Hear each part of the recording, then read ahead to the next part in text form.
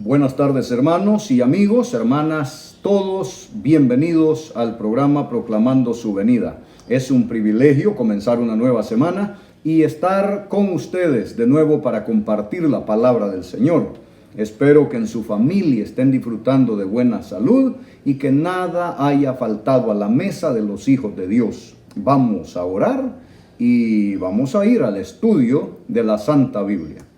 Nuestro Padre Celestial, venimos con gratitud delante de ti, por el gozo de poder llamarnos hijos tuyos, por la bendición de saber que un día Jesús dio su vida en rescate por nosotros, por saber que tus ángeles nos cuidan, por mirar cada día tus misericordias con nosotros. Gracias por las oraciones elevadas que tú has escuchado y has respondido, Señor. Y ahora te pedimos por los enfermos y por los que cuidan los enfermos y por todos los que están trabajando en medio de esta crisis para cuidar la vida, para proteger la vida, porque sabemos que tú amas y tú das la vida, Señor. Y te rogamos por aquellos que con corazón sincero te buscan en cada momento para que tu infinita misericordia los alcance, para que las circunstancias que hoy tiene el planeta Tierra puedan servir para que muchos puedan tener una experiencia personal contigo. Danos ahora la bendición de tener con nosotros la persona del Espíritu Santo, para que como inspiró a los hombres en el pasado, nos ilumine a nosotros ahora al estudiar el libro sagrado. Denos pues, Señor, su bendición. Denos la limpieza de todas nuestras ofensas. Denos la presencia de su paz. Gracias por escucharnos, Padre eterno. En el nombre de Jesucristo, su Hijo amado, nuestro Señor y Salvador, lo pedimos y lo agradecemos todo. Amén y amén. Vamos a mirar esa parte del estudio de las visiones y profetas modernos, que tiene que ver con la manera bíblica de identificar a un verdadero profeta. ¿Cuáles son las características? ¿Qué requisitos aplica la palabra de Dios para saber que estamos frente a un profeta de Dios, a una profeta de Dios? Hay declaraciones prácticas, sencillas, demostrables en la Escritura que dicen: este es un verdadero profeta o este es un impostor. Iniciamos el estudio de esta hora en el libro del profeta Isaías, en el capítulo 8, el versículo 19 y el versículo 20. Y dice la palabra del Señor: y si os dijeren, preguntad a los encantadores y a los adivinos que susurran hablando, responded, ¿no consultará el pueblo a su Dios? ¿Consultará a los muertos por los vivos? Versículo 20. A la ley y al testimonio, si no dijeren conforme a esto, es porque no les ha amanecido. Palabra de Dios. Aquí hay bastante riqueza en el texto, porque primero menciona aquello que ya dijimos y que quedó en la lista de los falsos profetas: los encantadores, los adivinos, los agoreros, los que practican la magia. No son de Dios. Esa es la gente que está en el terreno del enemigo. Y ahora el profeta Isaías nos instruye por inspiración divina y dice a la iglesia del Señor de esta manera: si os dijeren, preguntad a los encantadores y a los adivinos que susurran hablando, responded, ¿no consultará el pueblo a su Dios? El verdadero pueblo de Dios, la persona que se considera un hijo de Dios y un candidato a la vida eterna, un heredero de las promesas, No es una persona que cada vez que se enfrenta a una situación difícil está en vacilaciones. Conozco personas con años de estar en la iglesia que al primer dolor de una muela es mal que les han hecho. Hermano y hermana, en cualquier iglesia donde usted se congregue, sáquese de la cabeza la tontería que estando en las manos de Dios, todavía alguien le puede hacer daño. Todos los cristianos enfrentamos dificultades. Dios nunca dijo que iba a quitar las pruebas. Él dijo que va a estar con nosotros en las pruebas. Pero los hijos de Dios, los verdaderos adoradores, la iglesia que espera la segunda venida del Señor Jesús, no puede estar participando del culto de Dios y de las prácticas de las tinieblas. Si le dicen, vaya allá, consulte allá, como le dijeron a Saúl, allá hay una fulana en Endor que tiene espíritu de adivinación, y el pobre Saúl, después de haber sido el ungido de Jehová, se fue a meter a la misma cueva del diablo. Eso no se hace. No hay ninguna razón por qué andar buscando remedios, porque eso no es buscar remedios, eso es buscar la maldición para su casa. Eso es buscar la tragedia para su familia. No es la primera vez que una persona se ha ido a meter en un centro de estos y años después tiene un recién nacido en la casa endemoniado. Porque si alguien deja registro de las visitas que llegan a su culto, es el diablo. Así que si os dijeren, preguntad a los encantadores y a los adivinos que susurran hablando, responded, ¿no consultará el pueblo a su Dios? ¿Consultará a los muertos por los vivos? Esa es la pregunta. ¿Por qué? El Dios del cielo ha dado parámetros bien claros de cómo sus hijos se comunican con Él. La palabra es la oración. ¿Cuál es la diferencia entre la oración y el rezo? La diferencia es esto. La oración es el acto de hablar con Dios como con un amigo. Cuando usted se encuentra con un amigo, una vez habla de una cosa, otra vez habla de otra cosa. Hay diferentes temas para tratar. Siempre que usted va a orar, tiene diferentes situaciones con que hablar con su amigo Jesús. El rezo no. El rezo es la repetición de algo aprendido de memoria. Pero usted no tiene siempre para decirle al Señor lo mismo. Porque las circunstancias de este día, las circunstancias del día de ayer y las circunstancias del día de mañana pueden ser y son muy diferentes. El otro asunto es, Dios ya lo dijo en palabras del Señor Jesús. ¿Qué dijo? Él dijo esto, vosotros pues, cuando ustedes oren, entre en su aposento, cierre la puerta, ore a su Padre que lo ve en secreto, y su Padre que lo ve en secreto le recompensará en público. ¿A quién consultan los hijos de Dios? A Dios. No está en cuarentena la oración. No están cerrados los templos de la oración. No están cerradas las puertas para la oración. No hay último dígito de la identidad para hablar con Dios. Las 24 horas del día, los 7 días de la semana, los 365 días del año, hay disposición para consultar a nuestro Dios, el Dios creador del cielo, de la tierra, del mar y de la fuente de las aguas, de las cosas que en ellos hay. Así que mi amigo, así que mi hermano, cuando le digan que hay que ir a consultar por allá o al otro por allá, recuerde que el pueblo de Dios consulta al verdadero Dios. ¿Cómo sabemos que estamos enfrente de un verdadero profeta? El versículo 20 dice, a la ley y al testimonio. Si no dijeren conforme a esto, es porque no les ha amanecido. Palabra de Dios. Ahora, a la ley. ¿Por qué es tan importante? ¿Por qué insistimos tanto? porque esa es la regla de Dios. Ese es el parámetro para medir quién recibe y tiene el Espíritu de Dios.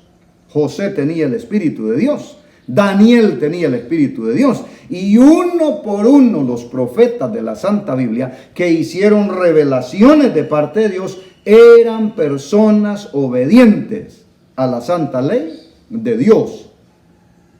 ¿Quiere ver por qué no puede ser profeta de Dios uno que rechaza los mandamientos de Dios? Proverbios 29. Quiero estar seguro de lo que le voy a dar. Vamos a ir a ver para confirmar. ¿Es Proverbios 29 o 28:9? Vamos a ver. Mire lo que dice. 28:9 para los que anotan. 28:9 de Proverbios. Dice el verso 9. El que aparta su oído para no oír la ley, su oración también es abominable. Palabra de Dios. ¿Qué pasa cuando una persona que rechaza los mandamientos de Dios se pone a orar? Es como una burla. ¿Por qué? Porque rechaza la autoridad de alguien a quien se le arrodilla. ¿Se fija? Entonces, dice el proverbista que el que aparta su oído para no oír la ley, su oración también es abominable. Ahora el profeta Isaías en el versículo 20 dice que para saber si está en la luz, hay que medir al profeta a la ley y al testimonio. Si no dijeren conforme a esto, es porque no les ha amanecido. ¿Cómo está cuando no ha amanecido? En tinieblas. Y la persona que esté en tinieblas no nos va a guiar a la luz. ¿Qué dijo el Señor Jesús? Un ciego no puede ser guía de otro ciego. ¿Qué pasaría? Los dos irían al abismo. Si tenemos en cuenta esto, la primera señal, la primera característica de un verdadero profeta es que está respaldado por un escrito, está. No es un enemigo de la ley de Dios, porque el primer enemigo de la ley de Dios es Satanás. Y todos los que predican en contra de la santa ley de Dios son sus súbditos, sus agentes en esta tierra.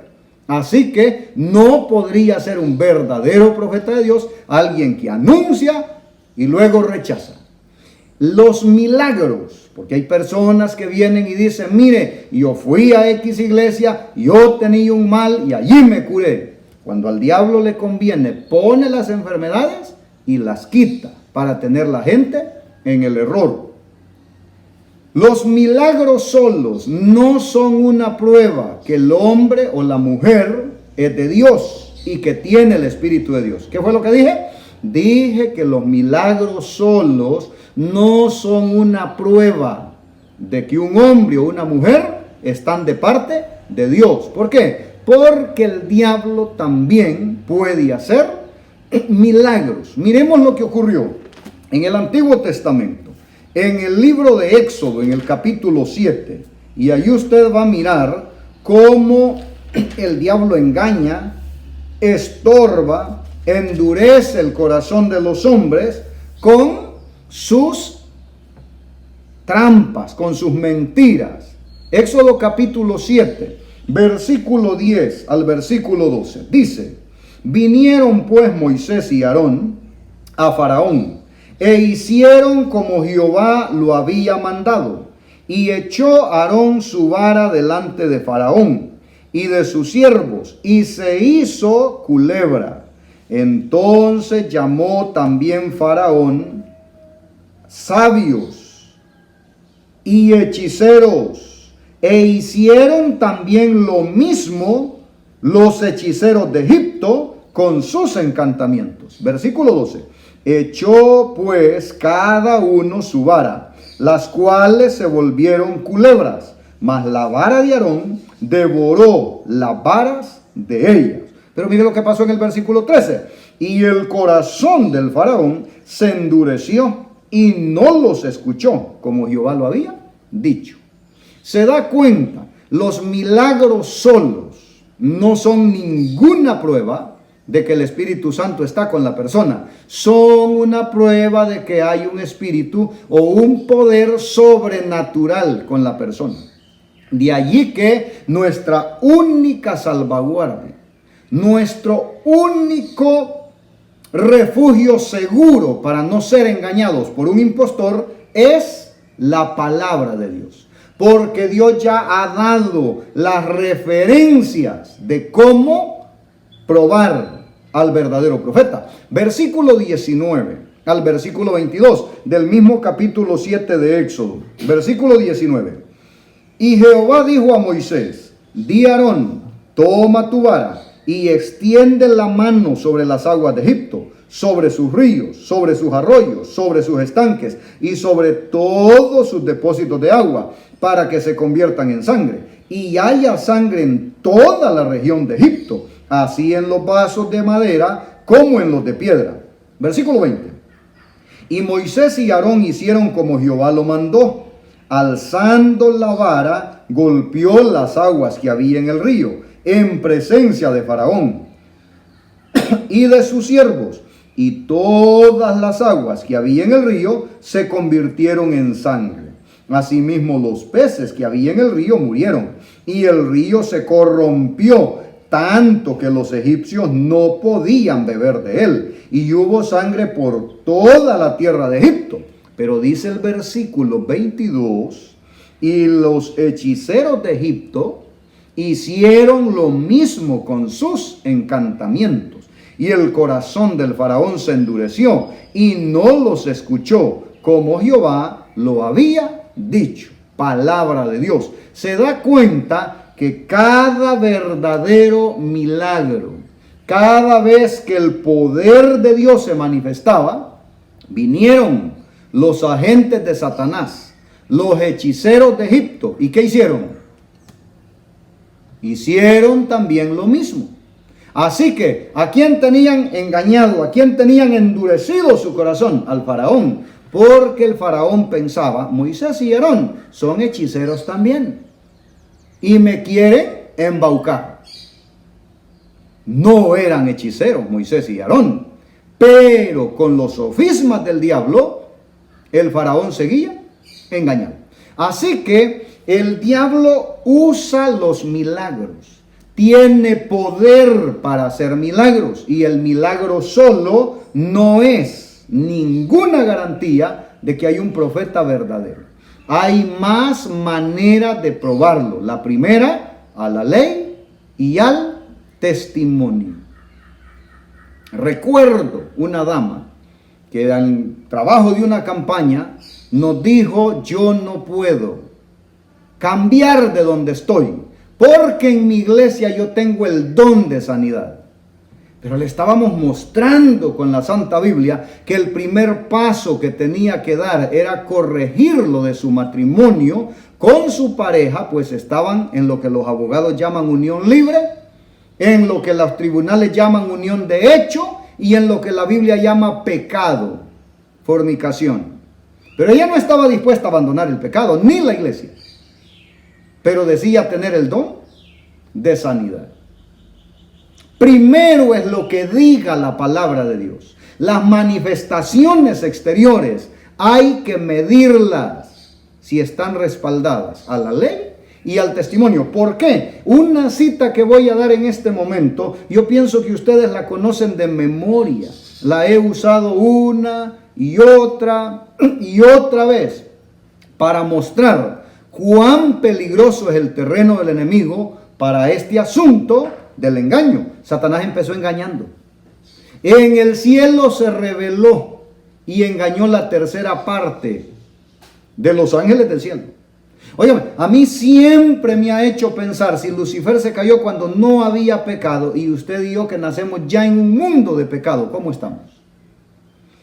Llegó al hogar de Adán y Eva y los engañó. Se metió su espíritu en Caín y lo engañó.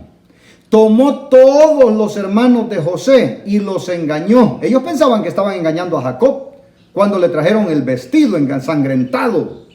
de un animalito y le dijeron: a José lo devoró una fiera. Ellos no estaban engañando a Jacob, el diablo los tenía engañados a ellos. Ananías y Zafira intentaron engañar a los apóstoles con el precio de la propiedad. Ellos no pudieron engañar a los apóstoles, pero el diablo los engañó a ellos. Y así Jacob intentó engañar a su papá cuando se disfrazó y le robó la primogenitura de Esaú. Jacob aparentemente engañó a Isaac, pero el diablo lo tenía engañado a él. ¿Se dan cuenta ustedes? ¿Se dan cuenta ustedes? Mirad que nadie os engañe, porque engañará, si es posible, aún a los escogidos. El diablo es un tramposo. Y miren esto, segunda carta a los Corintios, capítulo 11, versículo 13 al 15. Esta cita yo se las he dado más de una vez. Y es bueno porque en la repetición está el aprendizaje. Y si no, recuerde cuántas veces repetimos las vocales y después cuántas veces repetimos la tabla periódica de los elementos, aquella cosa deliciosa, ¿no? Segunda carta a los Corintios, capítulo 11, versículos 13 al 14. Vamos a ver acá. Segunda carta a los Corintios, capítulo 11, versículo 13. Dice la palabra del Señor: porque estos son falsos apóstoles, obreros fraudulentos, que se disfrazan como apóstoles de Cristo. ¿Ven? El diablo tiene obreros fraudulentos, dice Pablo. Son falsos apóstoles, falsos enviados. Luego dice, ¿qué cosa?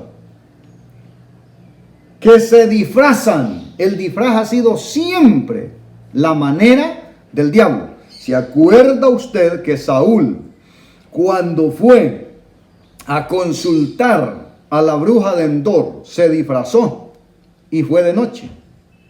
¿De qué otra cosa se acuerda usted de los disfraces? Pues hay muchas historias en la Santa Biblia de personas que se disfrazaron. ¿Se acuerda cuando Joab disfrazó una mujer para ir a buscar un favor para Absalón, que se lo concediera el rey David?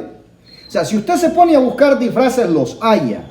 Sabe que la palabra artista en el idioma griego koiné es la palabra hipócrita. Hoy sonaría feo decir: mire los hipócritas de Hollywood, de Televisa, los hipócritas, pero esos son. ¿Por qué? Porque es hacer el papel del que no es.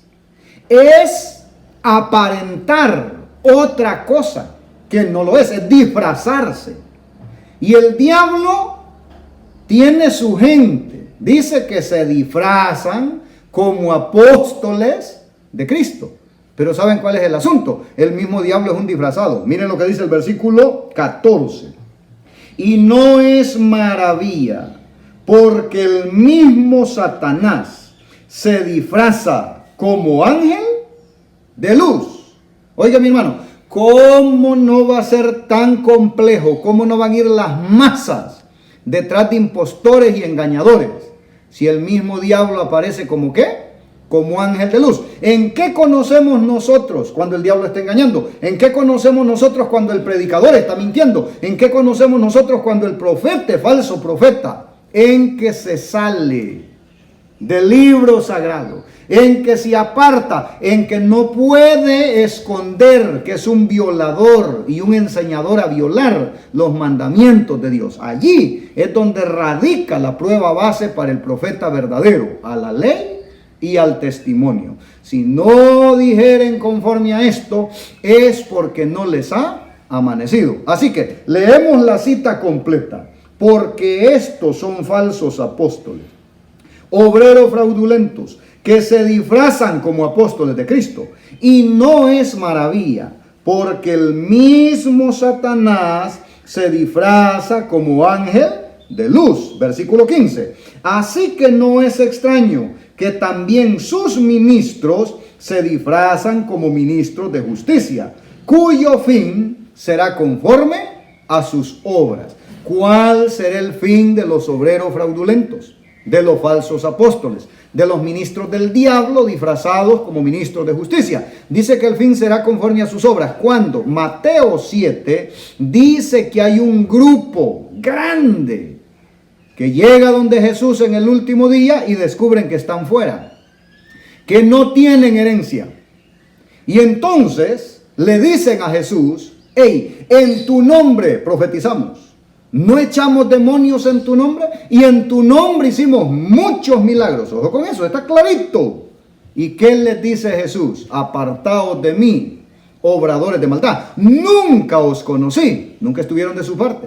Fueron impostores, fueron disfrazados, fueron engañadores, fueron enemigos de la santa ley de Dios, pero hacían milagros. ¿Se da cuenta? ¿Se da cuenta? Esto me recuerda una anécdota que leí hace años. Cuando hablamos de una anécdota, no hablamos de algo real, sino de algo para ilustrar. Esa anécdota decía que se murió un taxista y se murió un sacerdote.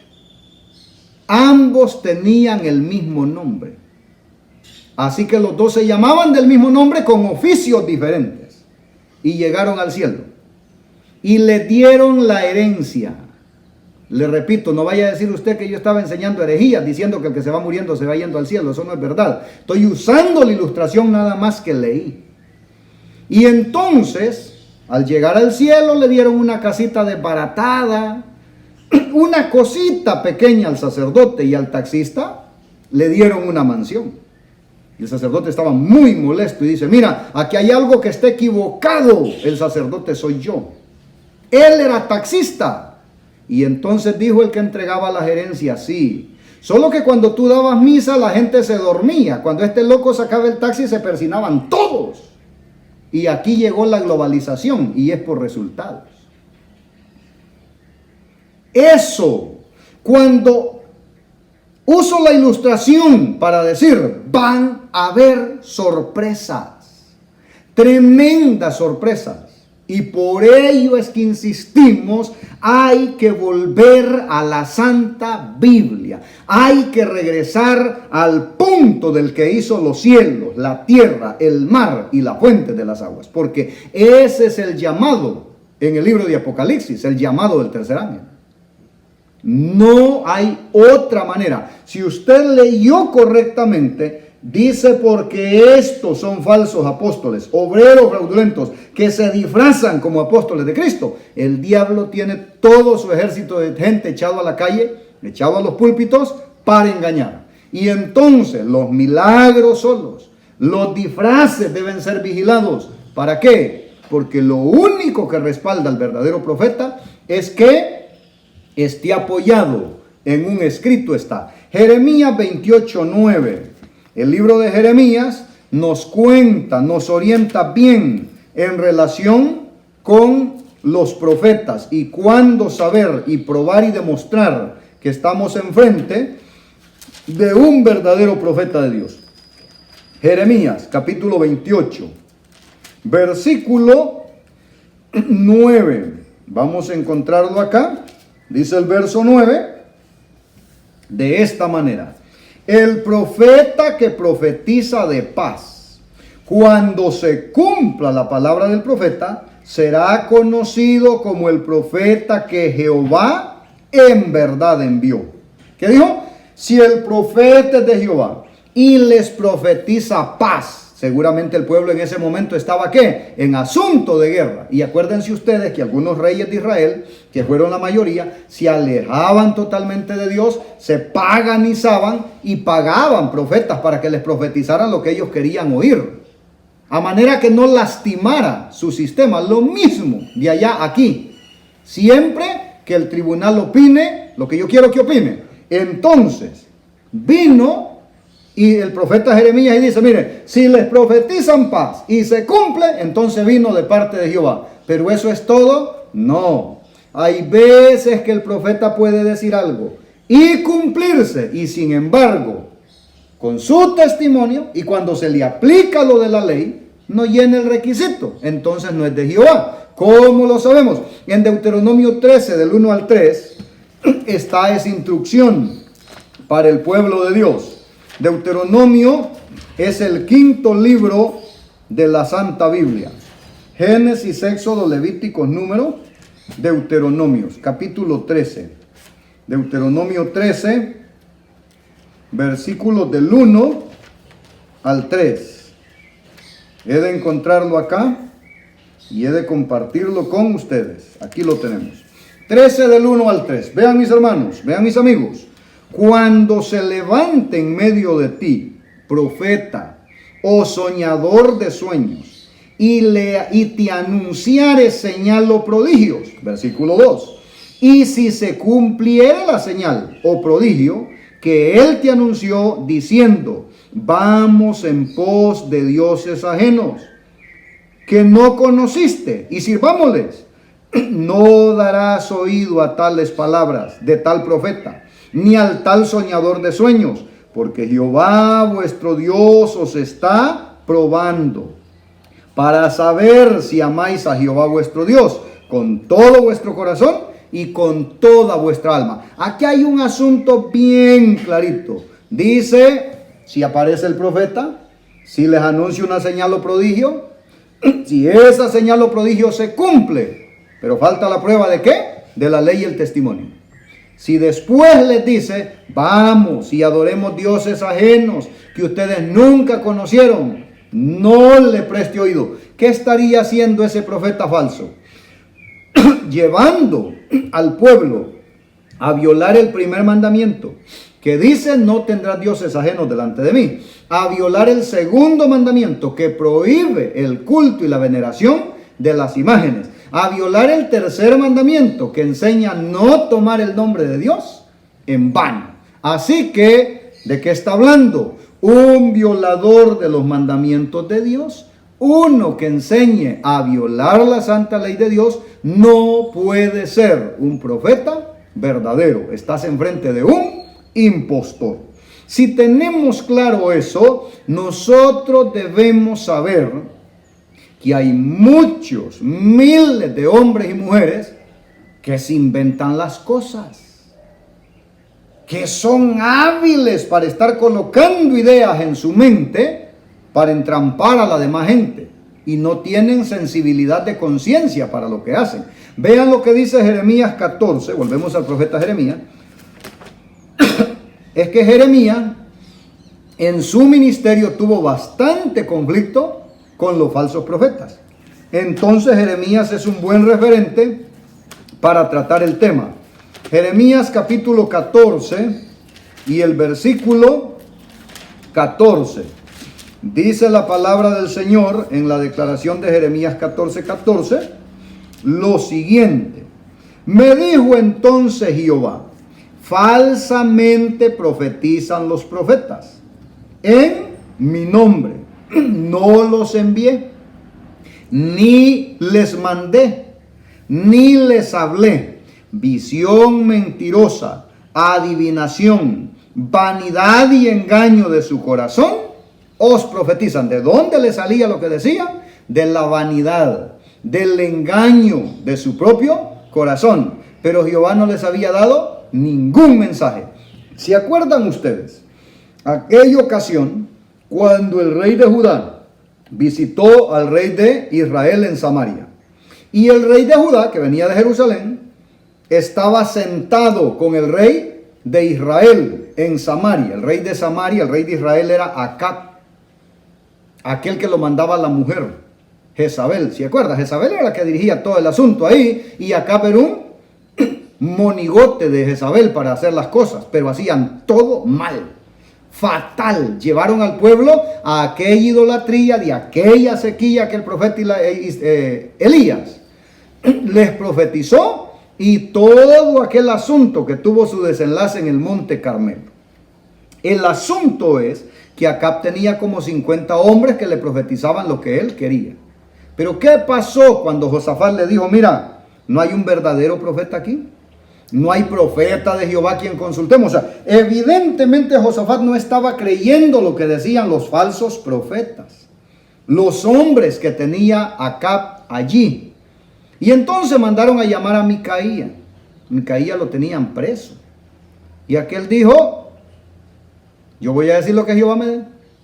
Y las cosas salieron como dijo el verdadero profeta. O sea, ¿por qué? Porque todos aquellos otros, como dice el profeta Jeremías, le profetizaban del engaño, de la maldad que tenían en su corazón. La profecía tiene un punto de partida. No se le ocurre al ciudadano decir, mire, yo voy a profetizar ahora en el culto. Eso no es así. Si uno ha leído lo que dice Primera de Pedro 1:21, uno se da cuenta que la voluntad humana no participa en el mensaje que comunica la voluntad divina. Simplemente la voluntad humana se somete. Primera de Pedro, capítulo 1, versículo 21. Segunda de Pedro 1:21, perdón. Vamos a Segunda de Pedro, capítulo 1, versículo 21. Y dice el verso 21 así: porque nunca, aquí no quedó espacio de tiempo para nada, porque nunca la profecía fue traída por voluntad humana, sino que los santos hombres de Dios hablaron, siendo inspirados por el Espíritu Santo. ¿Opera la voluntad humana para que venga una profecía? No. El humano se somete. El humano somete la voluntad a la voluntad divina. Y Dios es el que comunica el mensaje. Nunca la profecía fue traída por voluntad humana. No es lo que quería el humano, sino lo que dice Dios. Y los santos hombres de Dios hablaron, siendo inspirados por el Espíritu Santo. Con ustedes hemos visto una y otra vez quiénes son las personas que reciben el Espíritu Santo. Se lo recuerdo, Hechos 5:32. Y nosotros somos testigos suyos de estas cosas. Y también el Espíritu Santo, el cual ha dado Dios a los que lo obedecen. En Primera de Juan, capítulo 4, versículo 1 al 3, hay una instrucción para que el pueblo esté alerta. Primera de Juan, capítulo 4, versículo 1 al 3. Dice la declaración: amados, no creáis a todo espíritu, sino probad los espíritus si son de Dios, porque muchos falsos profetas han salido por el mundo. Mire, si desde aquel tiempo, ¿y cuántos son los falsos profetas que han salido por el mundo? Muchos. ¿Y cuánto es muchos? Es bastante. Es demasiado. Es abundante. Muchos. Y dice, en esto conoced el Espíritu de Dios. Todo espíritu que confiesa que Jesucristo ha venido en carne es de Dios. Y todo espíritu que no confiesa que Jesucristo ha venido en carne no es de Dios. Y ese es el espíritu del anticristo, el cual vosotros habéis oído que viene y que ahora ya está en el mundo. Palabra de Dios. Miren, parece teoría, parece fácil decir, es que Cristo vino en carne y ya soy profeta verdadero. Cuando Juan escribe esta carta, había un problema. ¿Con qué? Con la corriente de los agnósticos, que estaban diciendo Jesús no era real. Lo que miraron en la cruz era una idea, pero allí no había nadie y nadie sufrió.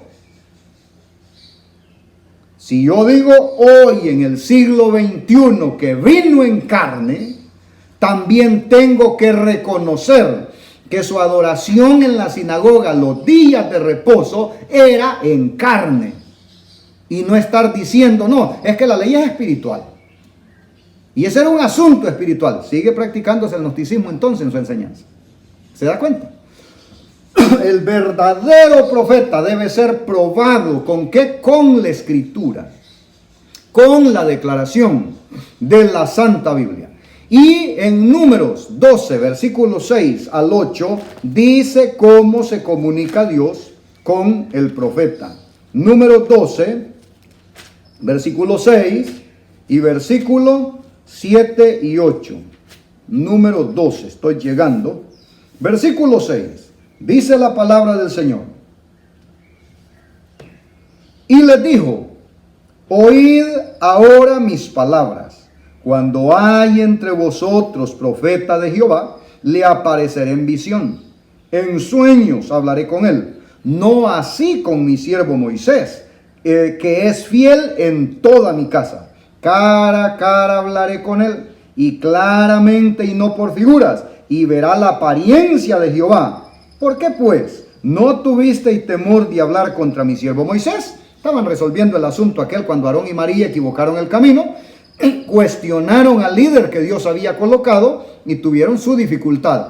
Pero en ese contexto Dios dice la forma que ha escogido para hablar, para comunicarse con los profetas, en visiones y en sueños. Dios no se comunica por la lectura de cartas, Dios no se comunica por la lectura de la mano, Dios no se comunica por la bola de cristal, Dios no se comunica por la taza de café. La taza de café es con pan, eso no es para comunicación con Dios.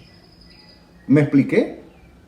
¿Me expliqué? ¿Por qué? Porque hay una de impostores que quedan en la lista de lo falso, de lo que no se debe practicar, de lo que no debe ser. Dios se comunica a través de ¿qué?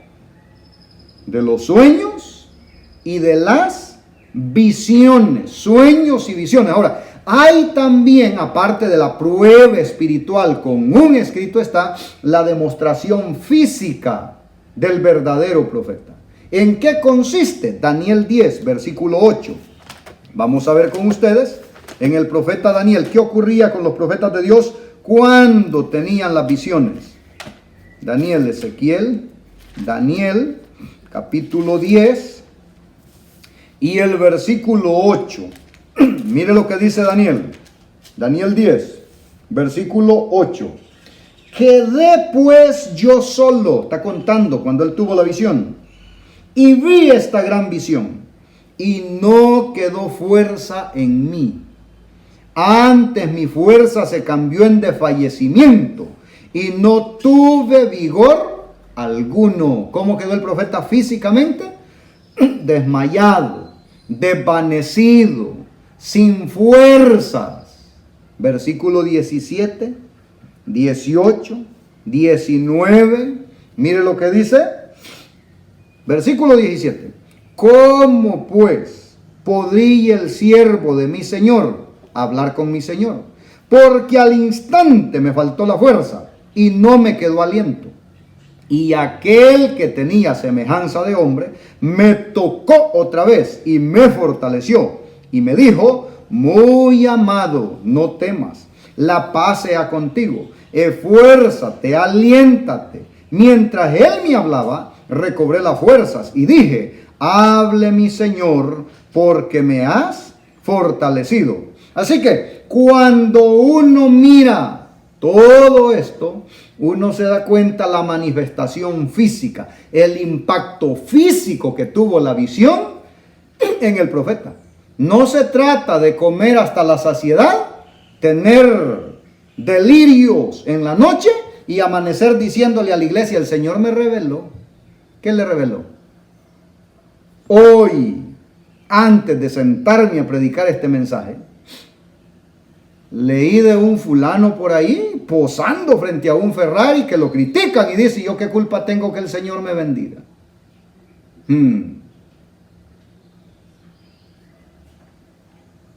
Yo no veo a Isaías, Jeremías, Ezequiel, Daniel, Oseas, Joel, Miqueas, Nahum, Habacuc. Yo no veo a ninguno de estos hombres de Dios diciéndole a la iglesia de los hebreos: el Señor me reveló que me van a dar 4 camellos y 5 cabras. No, no. Hoy abunda la falsedad y por ello se blasfema el nombre de Cristo.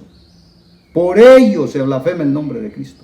Aquí Daniel físicamente está como desvanecido, no inventando, no tramando, no. Necesita la fuerza que le da el ángel. Versículo 6, siempre del capítulo 10, versículos 5, 6, 7 y 8. Mire lo que dice el versículo 5. Acá dice: y alcé mis ojos y miré, y he aquí un varón vestido de lino y ceñido sus lomos de oro de Ufaz. Versículo 6. Su cuerpo era como berilo como de berilo, y su rostro parecía un relámpago, y sus ojos antorchas de fuego, y sus brazos y sus pies como color de bronce bruñido, y el sonido de sus palabras como el estruendo de una gran multitud. Esta era la visión, tremenda visión. Y dice, solo yo, Daniel, vi aquella visión, y no la vieron los hombres que estaban conmigo, sino que se apoderó de ellos gran temor, y huyeron y se escondieron.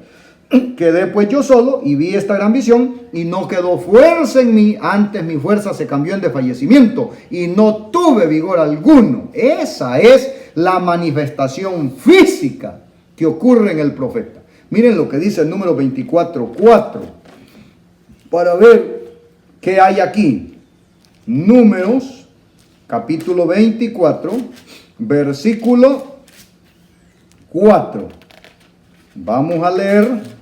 Y dice la palabra del Señor: dijo el que oyó los dichos de Dios, el que vio la visión del Omnipotente, caído pero abiertos los ojos. Es evidente que el profeta pierde aún el aliento, la respiración, pero está mirando la visión.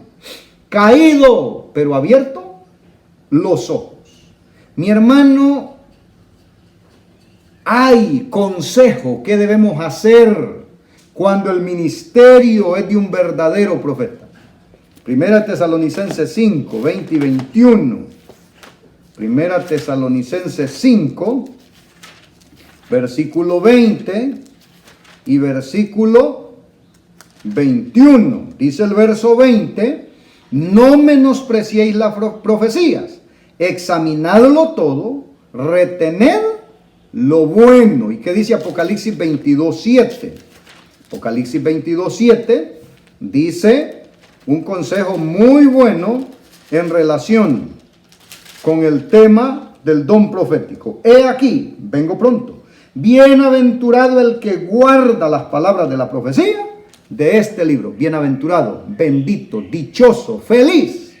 Y segunda de Crónicas 20:20 tiene el consejo que es como la cereza al pastel, o lo que llamamos el broche de oro. Segunda de Crónicas 20:20.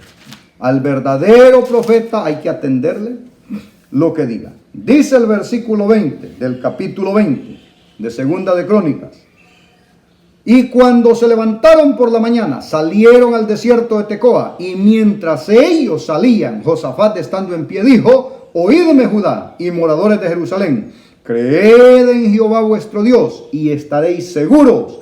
Creed a sus profetas y seréis prosperados. Palabra de Dios. Mis amigos, el verdadero profeta tiene toda su base en un así dice el Eterno. Dios no hace acepción de persona, Dios no hace acepción de género. No todos los profetas escribieron parte de la Santa Biblia, pero Dios, cuando llama personas capaces de ser llenadas por el Espíritu Santo, no rechazadores de los mandamientos de Dios. ¿Quiere saber usted ahora cómo entender el tema del santuario y los oficios que se celebraban en el santuario y la continuación de ese oficio en el santuario del cielo? Mirémonos en el próximo programa. Que Dios les bendiga. Padre eterno, Dios de toda la creación, tú que eres el juez de toda la tierra y que sustentas todas las cosas, bendito sea tu nombre. Que tu bendición descanse hoy sobre cada familia que le ha prestado atención a tu palabra. Que nos aguarde tu misericordia. Que en esta crisis en el mundo sean protegidos tus adoradores y quienes te buscan de corazón tengan una oportunidad contigo. Gracias, mi Señor, por siempre escucharnos y respondernos. Gracias, Padre, en el nombre del Señor Jesús, su Hijo amado, que es nuestro Señor y Salvador. Amén y amén. Que Dios les bendiga. Si Él nos presta la vida con salud, nos vemos mañana. Que Dios les bendiga.